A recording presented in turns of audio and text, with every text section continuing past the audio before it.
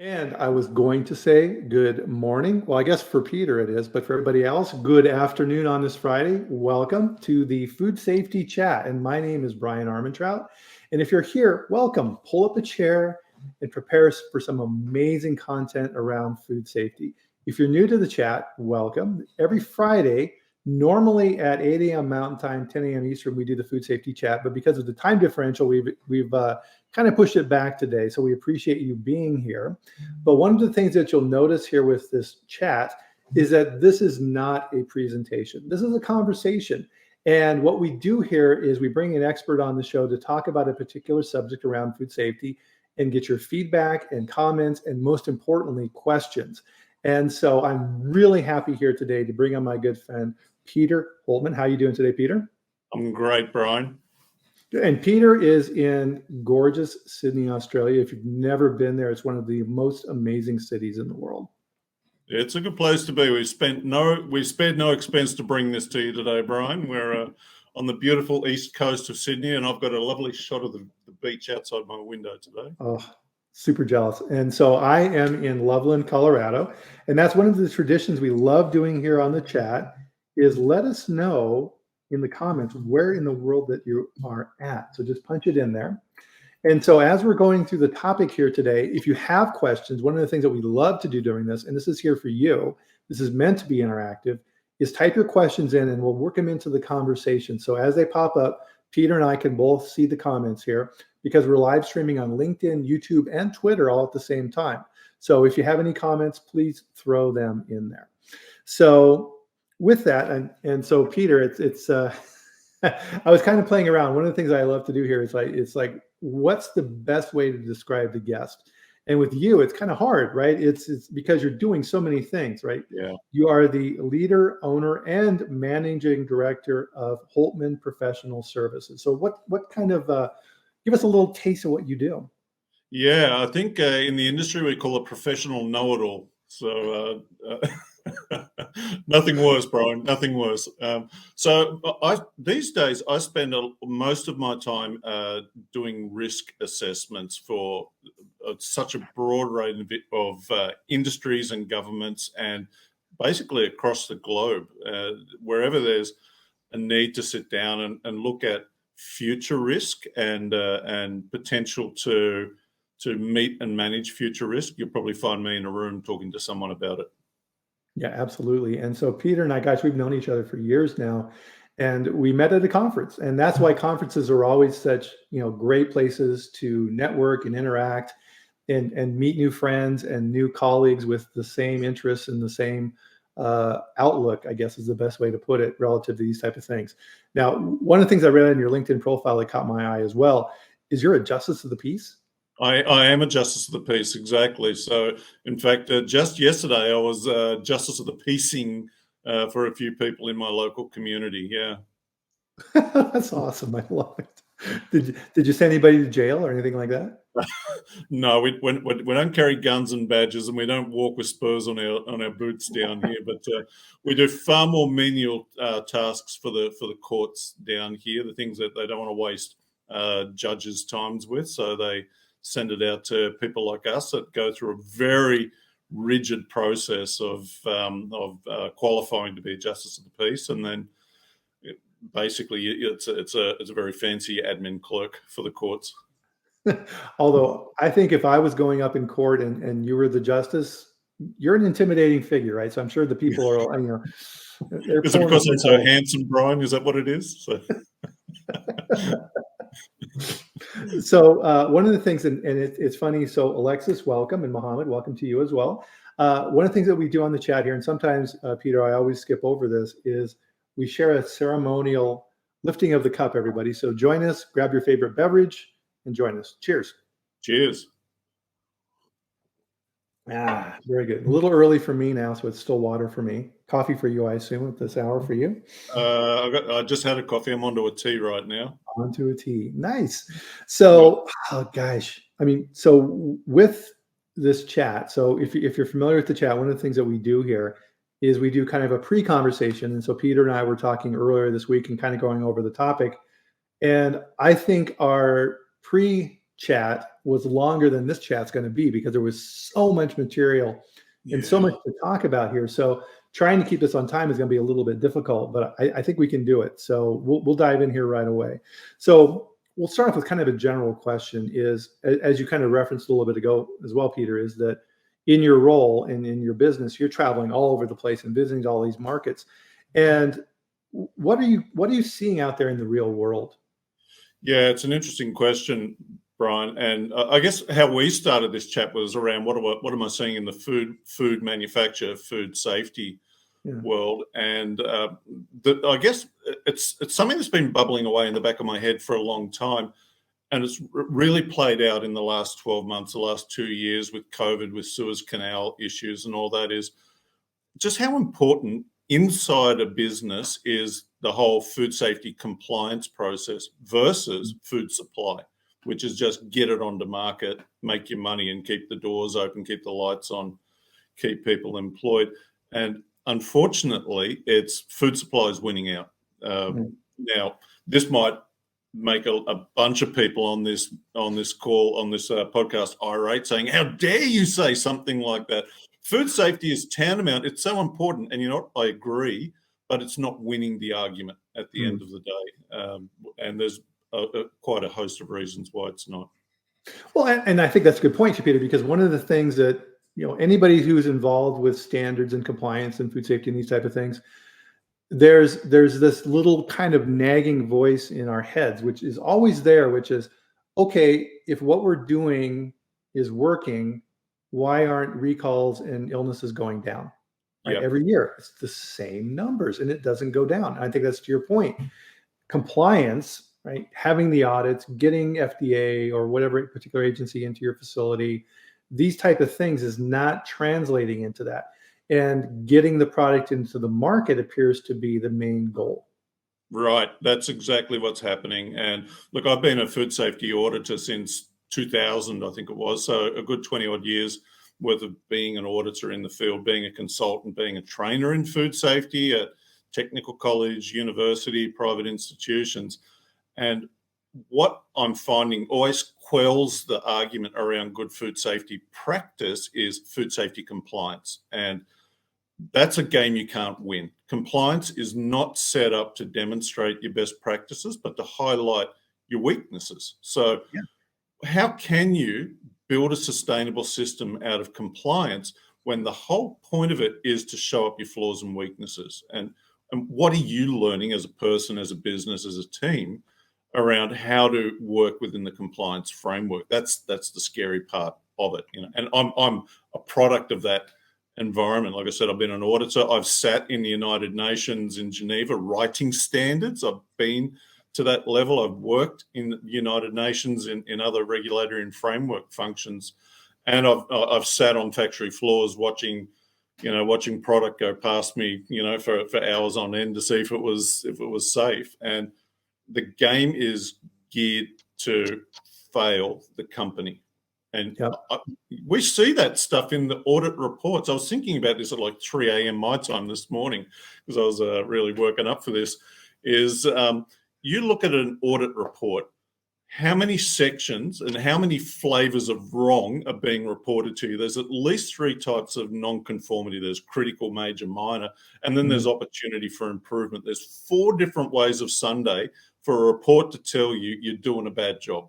Where is the section that talks about where you're doing a good job and where your strengths are? It's just not in those reports.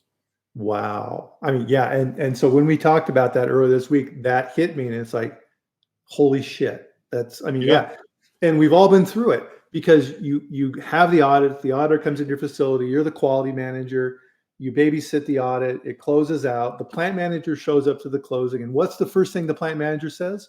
What's my score? Yep. And if it's not a very good score, then he starts fighting with the auditor on trying to improve the score. Yeah.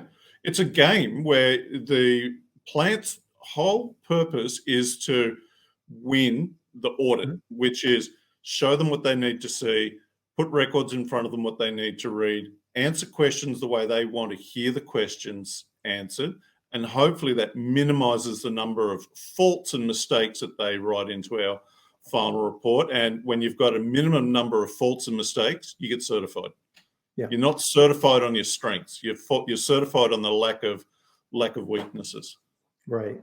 And what happens then on the standard side, the writing of the different standards and things of that nature, if things aren't going the way that the standards want them to go, or regulatory groups, they just write more rules, right? It just piles on rules on rules on rules. Go ahead. I'm sorry. I was going to say, yeah, it's like I've just handed you a gravy flavored lollipop, right? And you're going, I hate this thing. And the standard comes out and says, no, you're licking it the wrong way. Instead of holding it horizontally, you've got to hold it vertically. It's going to taste much better. That's garbage, Yeah. Oh, yeah. And then, you should be licking it more. Yeah. It'll taste better. Yeah. Okay. Right. Yeah. Sure it will. Yeah. And I mean, so definitely, and thank you, Corey. I'm glad you're here as well. Profound point. Absolutely. Right. And as we were talking about this as well, this is one of the design flaws within this overall system. We have auditors who their only role is to find fault. And then you have consultants who help you build systems. And the two groups are completely incompatible and they never talk. As a matter of fact, it's verboten. If I'm an auditor and I'm in your plant and I see something and I'm like, well, your management commitment is okay, but here's a good practice that I've seen. Yeah. You're no longer an auditor.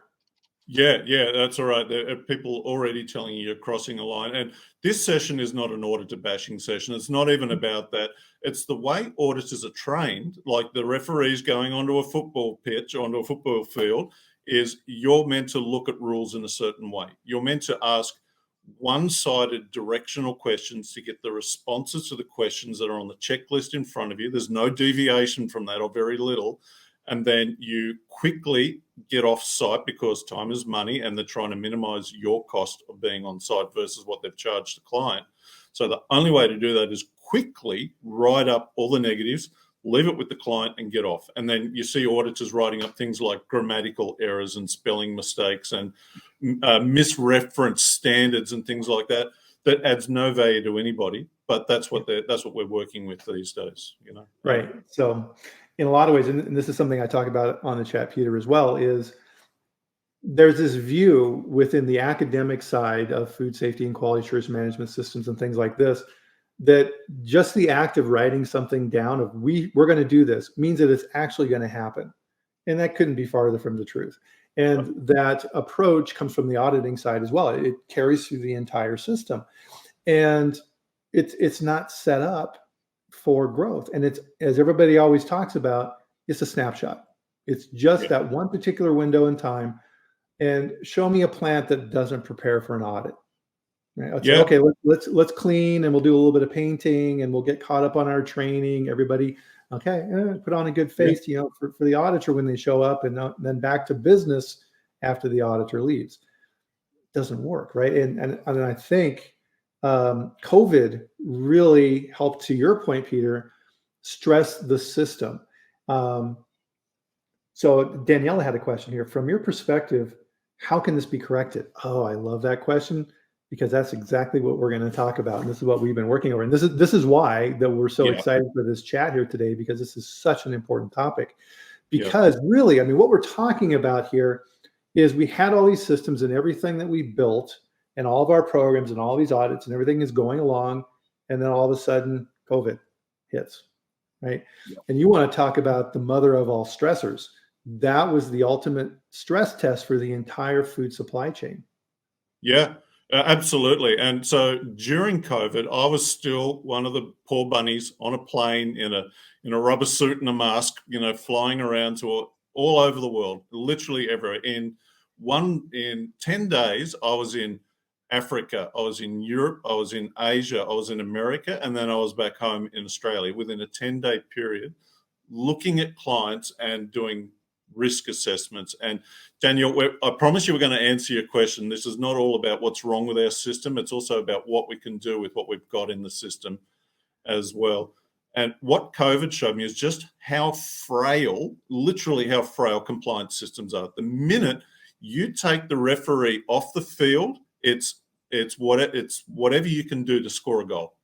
That's what happens. And so what I saw, this is exactly what I saw, and I'm not making this up, is people stockpiled. They stockpiled as many ingredients and components to their manufacture as they possibly can.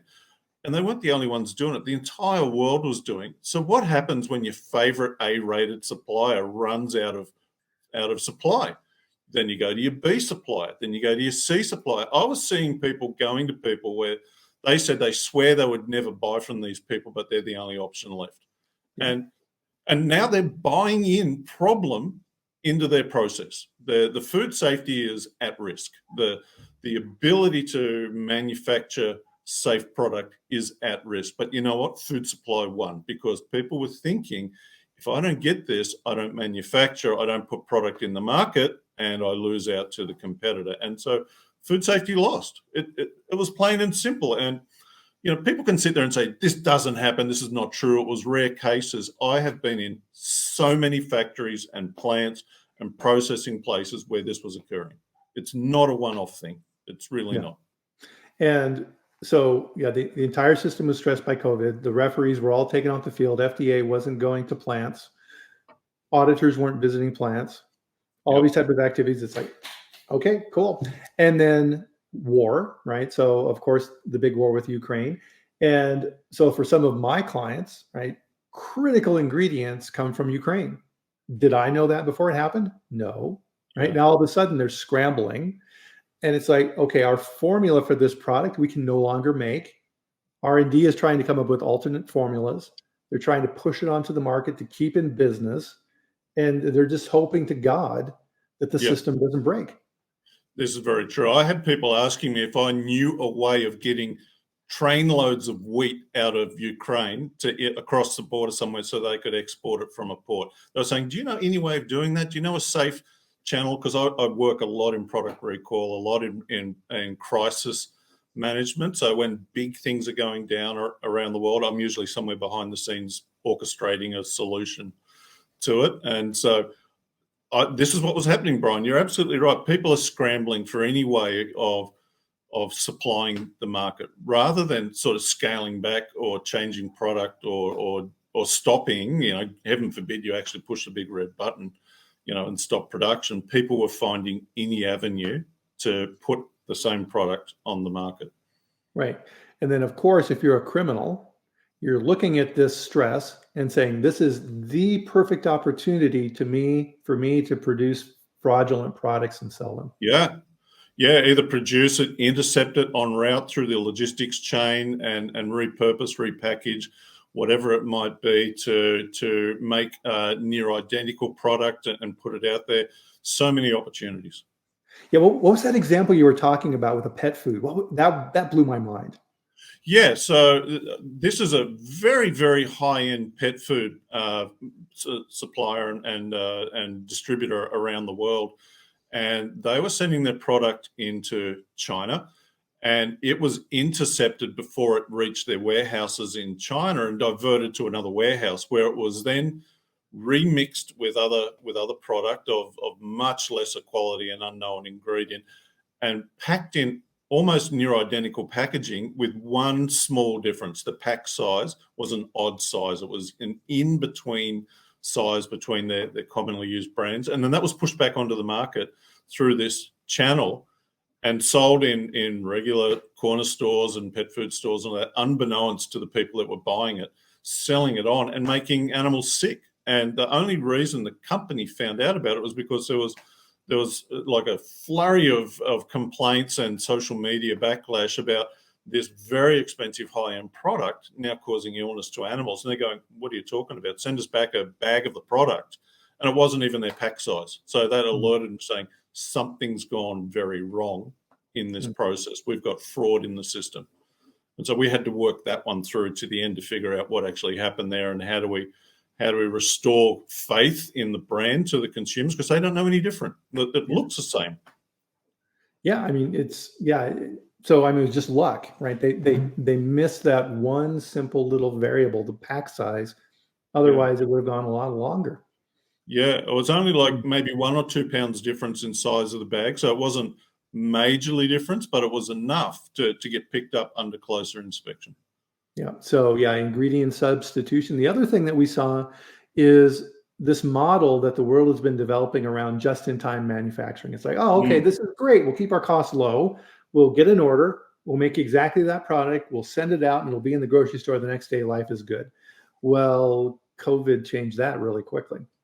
COVID did, and Suez Canal incident as well. Suddenly, you've got product sitting in a container jammed on a sandbank somewhere, in the Straits of Africa, and you're wondering, what are you going to do next type stuff. So you buy anything from anywhere to make up the difference and jack the price up as well, because now the shipping routes are charging 300, 400, 500% in some cases increase in shipping containers around the world. So why not Yeah. jump on that bandwagon? Yeah. Well, and then here in the US, where the pictures of the ports on the West Coast in San Diego and Los Angeles and things like this, with container yards filled to the brim, and they couldn't get to them. And so even if you're able to order your product and get it in, it was sitting in the port and couldn't get Yeah, anywhere. absolutely. It could be like, I know examples of like containers, multiple containers of frozen pork that could be sitting in frozen storage for up to 12 months Hmm. before it made it to the plant to do something with it. Yeah, and I mean, even on a personal level, we all saw this from COVID as well. Toilet paper, right?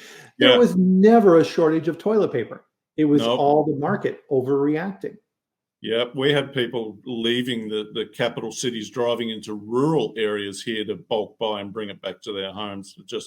But Brian, I'm sure we've all got, everyone listening here's got some war story around food safety and poor actions, poor activity, or an auditor missing something that another auditor's picked up, et cetera, et cetera. It really just highlights this whole point about how incomplete compliance processes really are and how unsustainable they are without this enforcing network, almost like a policing network setting, which is unfortunately the auditor, which is designed to go in and find fault, not Mhm. to show companies best practice. Right, exactly. It's all about checking that box. And it comes back to that saying that we've all heard is when you're setting up metrics in a company, your key performance indicators, all these type of things, you have to be really, really careful what you set up. The example I use on this is, and this goes in really well with our talk here today, is procurement. If you tell the procurement group, okay, guys, your job is to find raw materials as cheaply as possible. It's how we're going to grade you. It's how you're going to get your bonus, and it's how we're going to decide if you keep working here. Well, guess what they're going to do, right? They Yeah. don't. They're not going to care about food safety, anything else. It's going to be find me the cheapest garbage I can find because that's what my boss told me to do. And so you have to be really careful with metrics. And it's funny how food ceases to be food on a production line when targets have overtaken, which is we need to produce so many metric tons regardless today. And you've got a low paid operator on that line that maybe doesn't have the same appreciation for food safety as something's whizzing past him on the line, with something wrong with it. And it's because it's not food anymore. They don't see it as food. They just see it as stuff. Yeah. And that talks to behaviors around how can we reinforce food safety behaviors if we're not showing them the best way of doing it. Right. And so yeah, back to the COVID side of it as well. So during COVID, skeleton crews in plants, they're just trying to find people to work, right? So somebody shows up, it's like, okay, hey, are you on drugs? All right, no, okay, great. You're over here on this line. I need you to watch this line. And no understanding at all, right? They're just taking the cue from their supervisor, whoever's watching over them. And that person's directive has been, to your point, Peter, get the product out the door, right? We're way behind on orders. We've got to get product in the supermarkets. And the inherent message, said or unsaid, is I don't care how you do it. Yep. Yeah, absolutely. Just get it done. And here's the crazy thing that maybe this is the world's best kept secret. Lean in with me, Brian. Let me tell you a little secret here, just between us. Systems don't run companies. People run companies. Say that again, please. Yes, systems don't run companies. People run companies. It's funny how anytime something breaks down, goes wrong, causes an issue in a business, some person is usually root cause of these things. It's a behavior, it's an act that someone's performed that's created this issue. You can have all the CCPs in the world, you can have all the systems written and then rewritten and audited. If something goes wrong, it's usually as a result of something that someone's made a decision on or tried to problem solve and it's not worked. Yeah. Perfect example of that from my past is I worked for a company and we had cheese processing equipment. And we moved it from one plant to another plant on the other side of the country. And they didn't bring the workers along with the equipment. They just put the new equipment in the new plant, set it up, had new people running that equipment.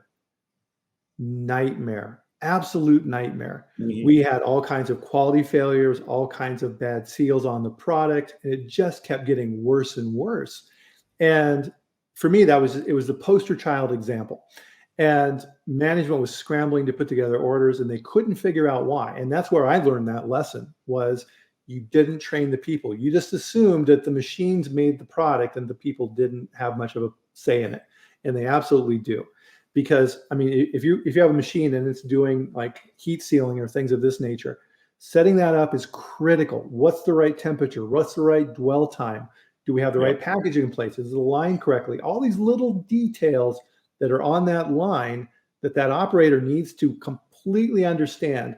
And the supervisor needs to evaluate and train that person on activities. That's quality. Yeah. Bryan, let's pick on a typical example. Let's just talk about temperature control. And you get to your large chill rooms or freezer rooms, and I only work in Celsius. So imagine you're going up to a chilled room and it's meant to be running at 5 Celsius. But you look at the dial and you look at the records and it's consistently moving between 5 and say 7 Celsius. Mm-hmm. Now, who's making the call? And who's making the call to say that's safe? And who said, what do we do about investigating product if it hits 6? Because 5 is meant to be the threshold, right? That's what we all talk about in food safety circles is there are temperature limits that you're meant to be working at. So what happens if we exceed it on a daily basis? There's no scientist in the workplace that's going to say, well, let's do a quick validation study and say, okay, we can actually run this product to 6 and it's going to be safe because we've done it. So someone with far less technical skill is making a decision that 6 is now okay. And 6 becomes a regular practice next. And then it creeps and you get to 7. And I've been to places where they just stop recording. They don't bother about it. Yeah. Yeah. Because I mean, a lot of times too, right? It's run and record. And if let's say you missed a little bit of time, somebody was on vacation and nobody squawked or complained. Okay, fine. We'll just keep running. But hey, the system is there. There's all this paperwork that you fill out. There's a procedure that sits behind it that says how many times a day you're meant to look at the dial stuck on the outside of this thing.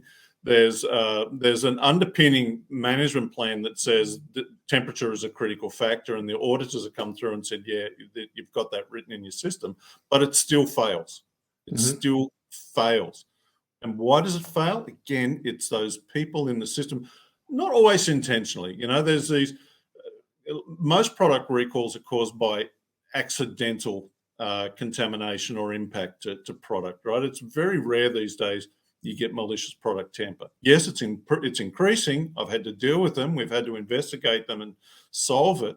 But by and large, it's through accidental or unintentional or just uninformed. Like, to put a finer point on it, stupidity. So, people thought it was okay. Yeah, and here's an interesting little thought experiment for our audience. If you have the opportunity to go out and try this, is go into a production facility, one of your plants, or if you're an auditor or whatever, go into one of them and ask an operator on the line, okay, this thing that you're doing here, what are your parameters? What are you measuring? It's like, oh, we're doing temperature. Okay, great. What's the temperature? Oh, it should be around 30 degrees. Okay, great. Now go ask the supervisor the same question. It's like, what's the temperature? It's supposed to be around 32. Well, the operator just said 30. Oh yeah, that's right. We put in some new cooling equipment here last week, and they're right. That's the new temperature. Okay, great. The farther you go up the chain of command, the worse your information is going to be. Go ask the plant manager that same question, and he's going to say, oh yeah, we're running at 40 degrees. Yeah. Because he's operating on information that's 6 months or a year old. Leadership, they just physically don't have the time to keep track of all those type of things. The true interaction, the true managing of this data and the processes, and as we're talking about today, the actual people managing the processes is between that operator and that supervisor. That's Absolutely. where the action takes place.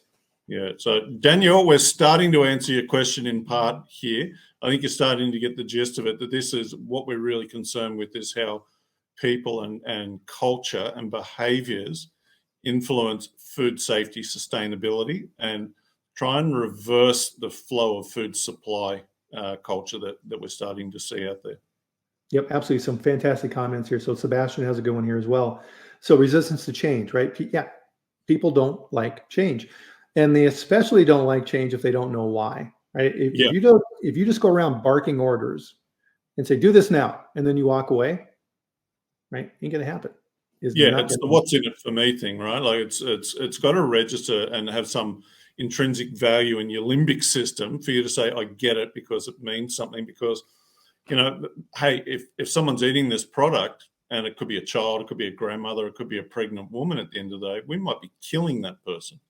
Yeah. And how many operators have to sit there and think about that? Well, I don't think it happens that often, unless you remind them that you're playing with food and it has those impacts. And like, I posted a comment on another blog post recently about this, about people are absent-minded when it comes to this, and it sort of blew up. Some people got on there and say, I run these large catering kitchens and we pump out 900 to 1,000 meals a day. No one's died the last time I checked. Well, that's a nice attitude to have, that you obviously represent the entire planet here. Thanks for putting me back in my place, who goes to hundreds and hundreds of these places every year and sees something different. So Exactly. The phrase that I always look out for, Peter, is this: if I'm doing an investigation and looking at these type of things, and if somebody says to me, "Well, we've never had a problem before," oh, yeah, so what you're saying is the luck that you had in the past is going to somehow translate into the future forever. Wow, yeah, that's an amazing strategy. Tell me more yeah. about that. And Oh, this is where that's why I now work in risk, because risk predicts future events. And it's different to an audit, because an audit is about you making a mistake. Now, risk is about what can potentially lead to a mistake in the future. And it doesn't mean I'm always looking for the negative side. I'm looking for strength-based practices that are going to minimize the opportunity for that mistake to happen. And the crazy thing is, I remember when they, back in that, was it 2016 or thereabouts, or maybe a little bit earlier, they're starting to write in risk-based thinking, risk-based auditing, risk-based approach into standards, without any clear definition of what that meant. And again, risk is about understanding the probability of an event occurring or not occurring the way you expected it to go. That means there's positive and negative risks, which means you've got to look at strengths-based activity as well as oversights or weaknesses in systems as well, and see if one is countering the other. It's a far more holistic look at it than a compliance-based audit. Absolutely. And so part of this, and I've done this in my past as well, is groups outside of food safety and quality assurance have a huge impact on what we have to deal with. So, for example, something that rarely comes up, Peter, is mergers and acquisitions. So when a company is looking at buying a brand or a new product or things of this nature, and they're out shopping around, it's all a financial decision. So they go in, they look at the books. Is this profitable? How much can we buy it for? Is the accounting all good and things like this? Very rarely, if never, do they talk to the food safety people and say, hey, tell you what, we're looking at buying this company. Go check out their factory and see how they're doing. We want to understand, to your point, the risk of this particular brand. No, they buy it and then they come to me and they say, oh, hey, by the way, we bought this thing and we found some stuff. I think you got some work to do, right?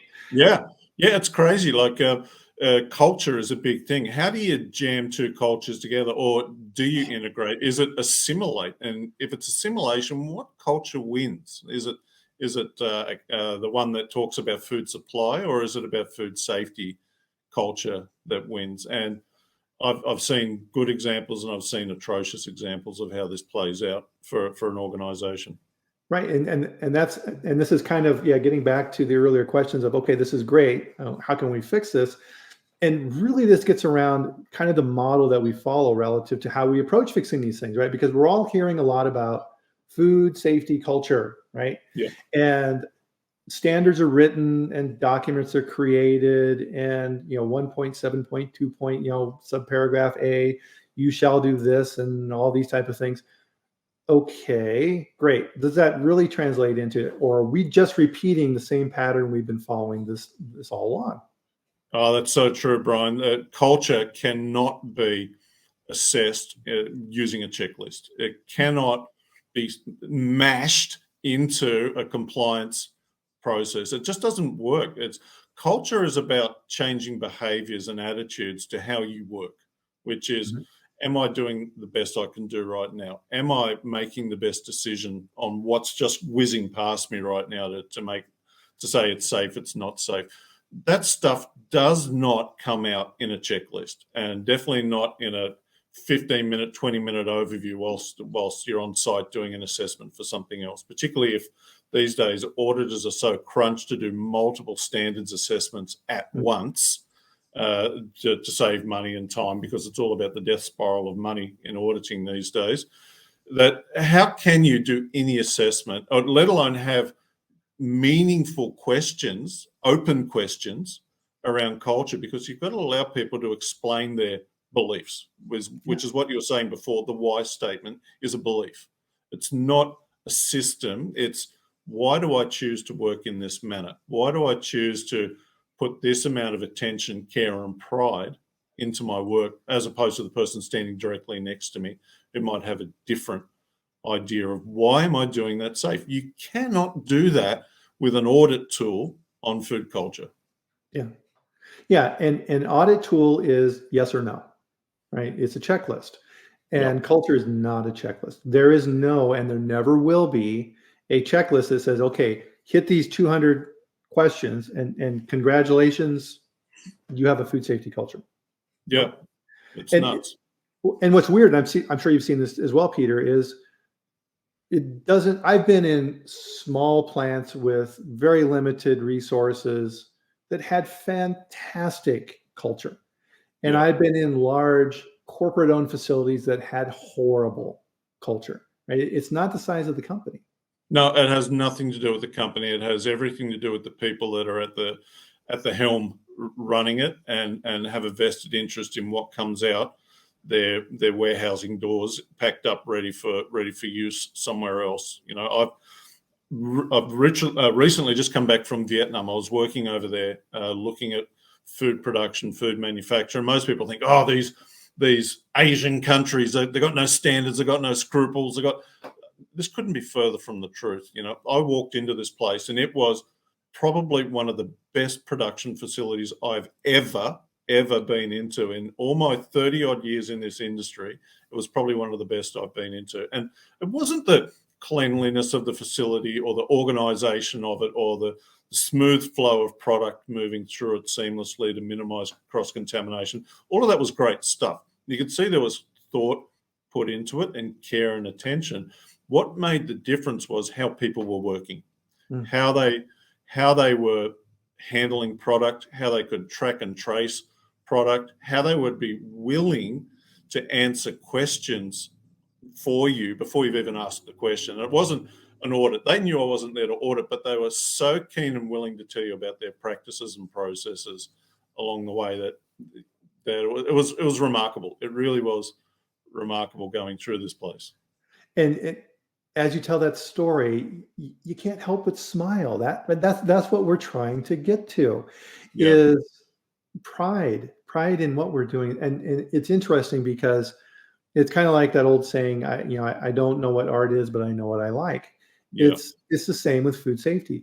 And as auditors and consultants and people who visit lots of different plants, which is a huge advantage, by the way, because we get to see all the different angles and facets and different ways of doing things. It's abundantly clear when you walk in a plant immediately. Yeah. So you walk in the front desk, right? The person who's sitting, well, number one, is there somebody at the front desk? That's just extra cost and labor. We don't need that, right? We'll cut that. Is there actually somebody at the front desk who greets you and says, hi, welcome to our facility. We're so glad you're here, Peter. The whole group is waiting for you. We're really happy to have you here. Oh, Yeah. oh, by the way, I want to sit down with you and go over our GMP so that you understand what we require in our facility. Oh, great. Absolutely. By the way, can I get you a drink or something like that while you're waiting for everybody to gather? Yeah, it's great to be received in that manner, and then to see that flow through, and the fact that you can walk up to anyone on site and have a conversation, not an audit checklist question and response, but a conversation about, tell me about what's happening in this practice here. Why do you think this is the best way of managing these sorts of things? And just having an actual conversation with people, and it's such a refreshing change. I can relay that when I started this audit on this site in Vietnam, there was about 5 people in the opening meeting, and we start walking through the factory. And every so often I'd look over my shoulder and there's more people joining the queue. It was like a conga line at the end.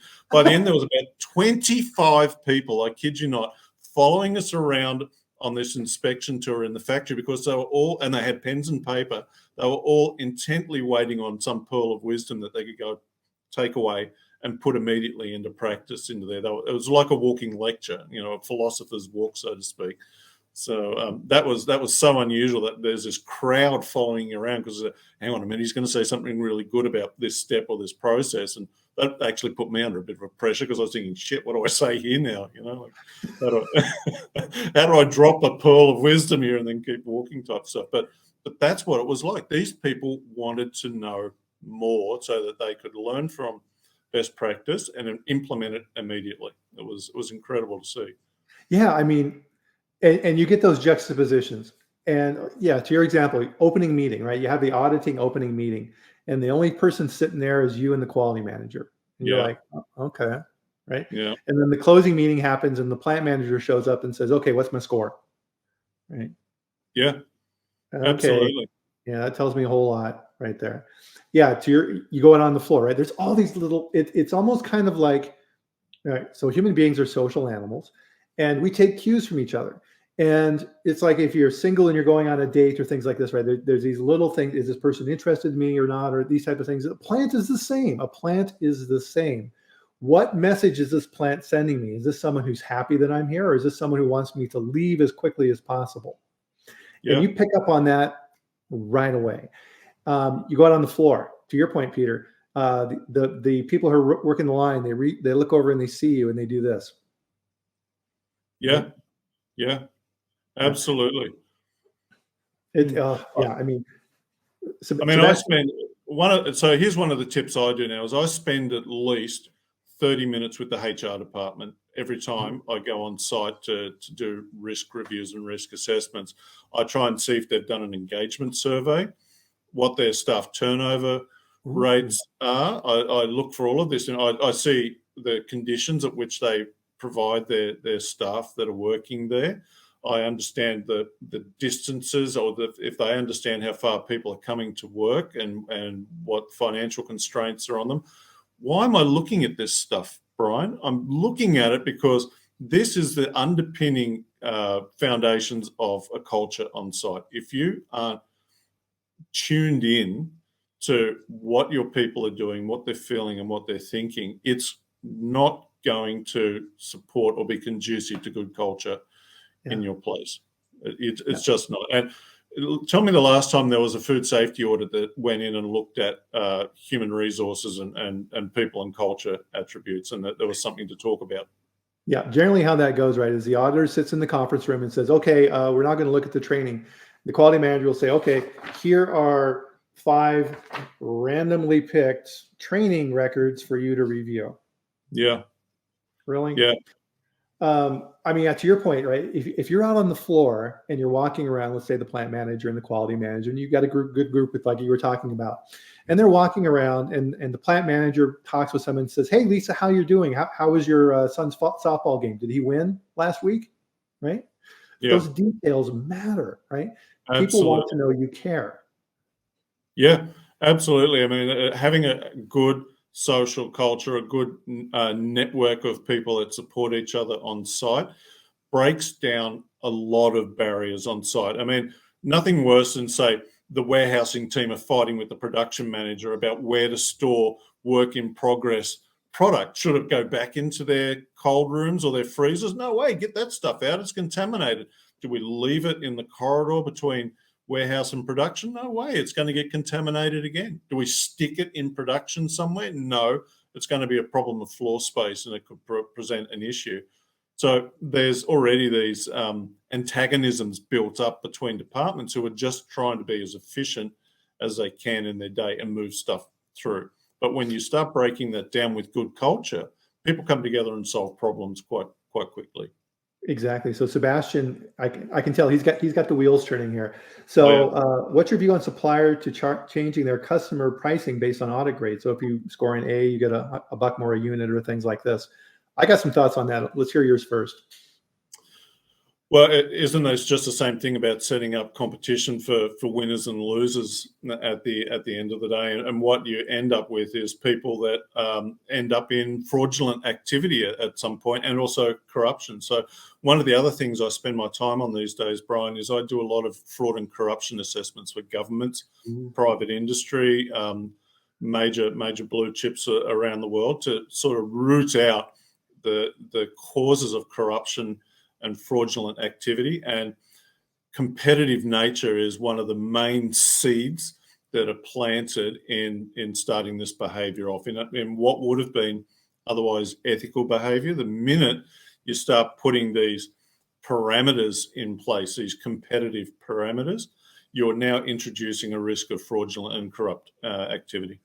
Yep. And so, so to Sebastian's point there, be careful what you measure, because now the message internally in the company is going to be, you'd better get a good score on that audit, because if you don't, you're costing our company $1 million. Yeah, absolutely. And so you'll do anything to achieve the result. Exactly. Yeah. But it's a good thought, right? It's so trying to figure these things out. And I think Catherine's on the right path here. And this is what we've been talking about here as well. Wouldn't it be great if the audit score reflected engagement and participation, right? Yeah. Right? Yeah. And all these little things. And it's interesting because auditors are people just like everybody else. And there's a bell curve of auditors. There are superstar auditors who are amazing. And good luck trying to get one of those to come in and audit your facility, because they're booked years in advance. Yeah. And then you have the middle of the pack, and then you've got the subpar auditors, just like anything else in any type of a bell curve. Why are those auditors so good? And it's exactly what we're talking about here today. They go beyond the checklist, right? They're there to help that company get better, and doing it in a way that doesn't ethically hurt their profession or things like this. And they know how to do those things, and they do it in a personable way, right? Because part of this too is, don't be a dick. Yeah. Part of this is, right, a lot of auditors come in with a chip on their shoulder, right? And they're, to their point, they've been trained to find mistakes, right? Everything in their career is about finding flaw in what other people are doing. That's got to be tough, right? Wouldn't it be great if auditors were out there trying to find good things? Yeah, the strengths-based approach to assessing a company's capability and future performance. Why wouldn't you look at their strengths and say, based on that, they're assuring their future production looks like whatever? You know, let's put in some confidence ratings around this. Based on what we've seen, my confidence interval assessment, or my confidence rating of this place is 92%, for instance, you know, versus saying you've got 15 minor non-conformances, which add up to 2 major non-conformances, and I'm sort of teetering on the edge of one critical, because you've got this.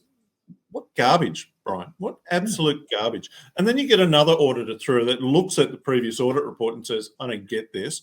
And you know what? It's like changing the ref on the field midway through the game with a different set of rules. And people are saying, oh, this game's, one side's going to love it and the other side's going to hate it. Oh, this game just became so much easier. Why didn't we get that ref in the beginning? And the other one's saying, what the hell just happened here? There's no way we're going to score points against this team with this ref on the field. So it's not, it's the compliance system again, and how people are taught to apply a compliance approach to our industry. It's non-sustainable practice. It really isn't. The minute you take that out, and we saw that with COVID, the minute you take these people off the field, people go back to basic instincts, which is, oh, shit, I got to get product out the door. And no one's telling me what's best practice or what's right and wrong here. So I'll keep tweaking the margin a little bit. I'll cut that corner just a little bit more and just a little bit more. And you end up with what's called a desire line. Now, in architectural terms, this is where it came from. Imagine you're walking down a parkway and there's two concrete paths that intersect, but in between there's a dirt track that people have worn through because it's the shortcut. That's called a desire line. And that's exactly what happens when we work in compliance systems is people find those shortcuts, and those desire lines are really evident by watching practices and watching how people make decisions, looking at what customers are saying through feedback, complaints, all that sort of stuff.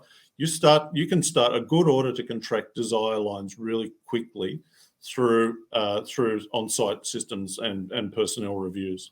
Oh, that's brilliant. I love that. Yeah. So, gosh, so much to go over. I mean, so part of this too, right, is figuring out the path forward. And for me, a big part of this is those best practices, right? And so communicating those. And number one, thank you for everyone who is here, because that's exactly what we're doing here, is we're sharing best practices. And that's one of the more difficult things in what we do. If you're working for a company and you're a food safety manager, director of quality, or what have you, the knowledge that you create and the good ideas that you have and the successful executions stay in that bubble. They don't get out of that. It's very rare they get an opportunity. Let's say maybe they go to a conference and they get to give a presentation or things like this. It's not like you're going to other companies and saying, hey, guess what? I've got some good practices you might want to install in your company. They're going to go, what? Get out of here. You know, we don't need, So figuring out those ways to share these best practices is paramount. Absolutely. And, it's no longer about the system that you're using. It's about how do you manage personnel on site to alter their behaviors around what sort of good decisions they make to protect food safety. Why aren't people and personnel CCPs in HACCP systems? Why is that always overlooked? Why is it a bit of machinery or a tool or a measuring item that remains the CCP? The people operate this crap all the time. I've been to so many places where testing the metal detector is done so poorly because, oh crap, I lost that non-ferrous piece somewhere. Where did that go? Oh, it doesn't matter. We'll run the small one. If it picks that up, everything's okay. That's not the point of the exercise, right? It's curbing those behaviors and allowing people also, this is a really critical point, Bryan, is rewarding people and recognizing people that will push the big red button on the production line and stop it because they don't feel as though it's safe for product to proceed past their point. You don't want to be, that's the next person down the line, or that machine will pick it up, or second shift. QC lab will test it and find it, and then we'll rework it or we'll dump it or something like that. Something down the line somewhere is going to pick it up. That's the behaviors we're trying to root. What's the future for us in food safety versus food supply is working on behaviors, is forming teams of people that have the right behaviors to spot solve problems and to break down bigger problems, to put Six Sigma and Ishikawa processes in to root out the problems and incrementally improve processes and reward and recognize those people that do that. Because once we start getting that right, there is no need for compliance-based assessments because you're going to check the behavior and you're looking at practices on site, demonstration of good practices. The Vietnam gold standard factory that I went to. Imagine if everyone ran like that. That's what we're looking for. Yeah, and so I want to make sure that everybody caught what you had said there because it's so important. Personnel practices as critical control points. So imagine, let's tease that out a little bit. Imagine you had a CCP for personnel practices on the line. And let's say that you're on a line with product that's going down the line. It's raw, open product that's being processed or what have you. And a piece falls off the line and falls on the floor. Then the operator picks it up and throws it back on the line, right? Yep. Red button, right? Yeah. Red button. Yeah. Everybody who sees that should immediately go, holy shit, what did you just do? What? Yeah. You just picked that up off the floor and put it on the line. Shut down. Sanitation, stop all production, right? Immediate. Yep. right? One thing I always ask when I go in to do assessments at CCP points is what's different about the person operating the process at this CCP? Do they have better training? Are Mhm. they more recognised? Have they been on the site longer? Are they at supervisor level? Have you done a trusted and vetted process like you see with the IA rules and all that sort of stuff? What do you do about people at those points? Because they're meant to be the critical process points in your business. So, what have you done differently with those people to make them aware that this is a big red button point? If something fails here, the line should stop, and you're allowed to push the button. So, Yeah. there's a small tip there. Is that's what I always do is look at how they deploy personnel around CCPs and what extra upskilling or competency have they built into that person to Mhm. run that stuff, including looking at their behaviors. Yeah, exactly. And to your example, then, let's say that, for example, you're in a dairy plant and the role of the pasteurizer operator should be one of the highest prestige positions in that plant, right? That person is controlling that microbial risk for the food safety. Yeah, That person should be paid more. That person should be trained better. And that should be a role that people are competing for to show how good they are at doing what they do, right? absolutely. Absolutely. There should be positions that are paid more in the business because of the criticality to food safety at the end of the day, not to food supply. It's not, the production manager pumped out 15% surplus this month based on targets, give him a raise. That's bullshit. That's not what we're looking for here. We're looking for the people that have reduced the number of rework product on the line, that have reduced dumping and reject product, that have reduced the number of customer complaints, that have done anything they can to improve food safety through the organisation. They're the people we're recognising and rewarding in the Yeah, system. and provide feedback. One of the things I would do in the past is in my plants, I would post the consumer comments, not the complaints, the positive comments, and we would put them outside the employee break room. Mm, And every week when we put those up, people would go and they would all gather around and read those and they could see. And again, to your point, Peter, that's providing that linkage. That's removing that abstract thought of this is just crap going down the line. No, it's not. This is yeah, going to people's children. This is feeding absolutely. families. And like in the quality circles that I also run in, there's the whole principle and practice of right first time, right? That it doesn't go past me unless it's right, and we're not expecting someone to engineer it out or fix it further down. I would love to see a right first time approach in food safety where that Ooh, person can see it and solve the problem. And people might say, we can't do anything about this because it's a supplier issue. It's so far up the line, we just have to accept what comes through the door. Bullshit. If yeah. you're into right first time, your factory will invest the time in sending your team to the supplier and work out the kinks at that end. Why the hell would you do that? Because it's going to save the company a ton of money and angst later on when this defect or low quality, low safety product is coming to the warehouse receival dock. Yep, absolutely. Sebastian's on a roll here. How do you think companies with better food culture can better influence other cultures? And that's our talk, right? That's kind of what we're getting to here today. Yeah. Is how can we transfer best practices? Yeah, I think there needs to be some sort of awards process out there where global awards for best practice in food safety. There's plenty of award systems. SQF runs award processes. There's a number of like Baldrige, EFQM, all these places where they're talking about business excellence. Why Yeah. can't we integrate something like that for this? There's nothing stopping us building a recognition process and a reward process. Yeah. Stand them up in front of an audience, give them a gong, shake their hands, smack them on the bum, put their PowerPoint up on the wall about this is the team that created this. Why aren't we doing that stuff? Because we're Yeah. Now, so focused on food supply.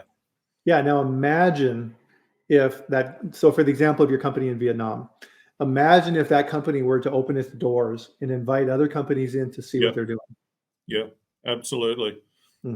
I mean, as an example, this place has a ILAC accredited laboratory that they're now opening up to their suppliers and other companies around to use because they've got probably the best lab and the only lab so well stocked with instrumentation in that region of Vietnam. They've already realized that they could be of benefit to companies around them to improve their practices. That's amazing that someone would do that. Normally you would cloister that stuff and lock it up and say, get away from my place. I've got a competitive advantage. Yeah. What is that breeding in people? How does that Yeah, instill good behavior? Yeah, imagine that company in Vietnam now that opens its doors and shows best practices. Are they going to get more business or less business? Yeah, exactly. Yeah, Mm-hmm. exactly. There's definitely more business coming their way. Yeah. Exactly. So we're running out of time here, Peter. So let's kind of bring this back up to the 30,000 foot level. Oh man, a shit ton of stuff we went over today. Any type of a summary or closing thoughts you'd like to leave with everyone? People run businesses. Systems don't run businesses. Invest in the people, recognize and reward people, look for strengths on site to determine the ability for a company to sustain food safety practices. Beautiful, succinct and perfect. And one of the things here that I have, and I'll put the link here in the chat, is on Locals. I have a food safety group where we post recalls and I send them out and things like this. If you haven't joined, join. It's free. It's just part of out there sharing this information and making sure that people are aware. So getting that knowledge out there and sharing, because as we say here on the chat, food safety is not a point of competition, right? We all fail if food safety fails. It doesn't matter what company you work for. So with that, we'll bring this amazing chat. I knew it was going to be awesome, Peter. Thank you. We're going to bring this to a close, and we will have our next chat next Friday at our normal time. So 8 a.m. Mountain Time here in the US, 10 a.m. East Coast time. And we'll bring our next expert on here for the next chat. It's going to be hard for them to beat this one, Peter, because this was an amazing chat. So thank you to everybody who joined us on a Friday afternoon or Saturday morning, wherever you may be in the world. And thank you for protecting food supply and bringing the standards up for everyone. So have a great weekend, enjoy yourselves, and we'll see you back here next Friday. Thanks, everybody. Thank you.